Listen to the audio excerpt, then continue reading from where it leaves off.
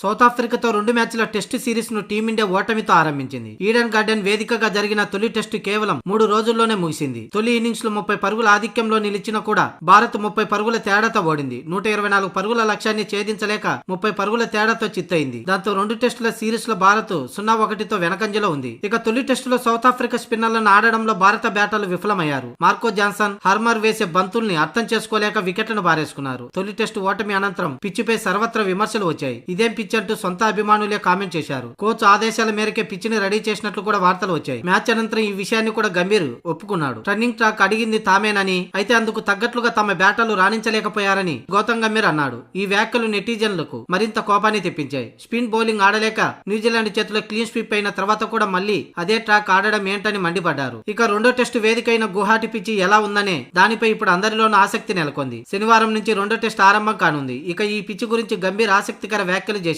పిచ్చి కీలకం కాదని, ఆటగాళ్ల నైపుణ్యం ముఖ్యమని చెప్పుకొచ్చాడు. పిచ్చి ఇరు జట్లకు ఒకేలా ఉంటుందని గుర్తు చేశాడు. రెండో టెస్టులో తాము స్పిన్ ట్రాక్ కోసం ఎదురు చూడడం లేదని కామెంట్ చేశాడు. అయితే తొలి రోజు నుంచే టన్ను లభించే అవకాశం ఉందని గంభీర్ పేర్కొన్నాడు. పిచ్చి విషయం కాకుండా ఆటగాళ్ల నైపుణ్యం గురించి మాట్లాడుకోవాలని అన్నాడు. ఎందుకంటే పిచ్చి ఇరు జట్లకు ఒకేలా ఉంటుంది కాబట్టి గువాహటిలో ఎలాంటి పిచ్చి ఉన్నా అందుకు తగ్గట్లుగా రాణించగల సత్తా తమ ఆటగాళ్లకు ఉందని గంభీర్ చెప్పుకొచ్చాడు. చూస్తుంటే మరోసారి స్పిన్ ట్రాక్ ను సిద్ధం చేసినట్లుగా కనిపిస్తుంది. అయితే తొలి టెస్టులా కాకుండా గువాహటిలో 3వ రోజు నుంచి స్పిన్నర్లకు అనుకూలించే అవకాశం ఉంది.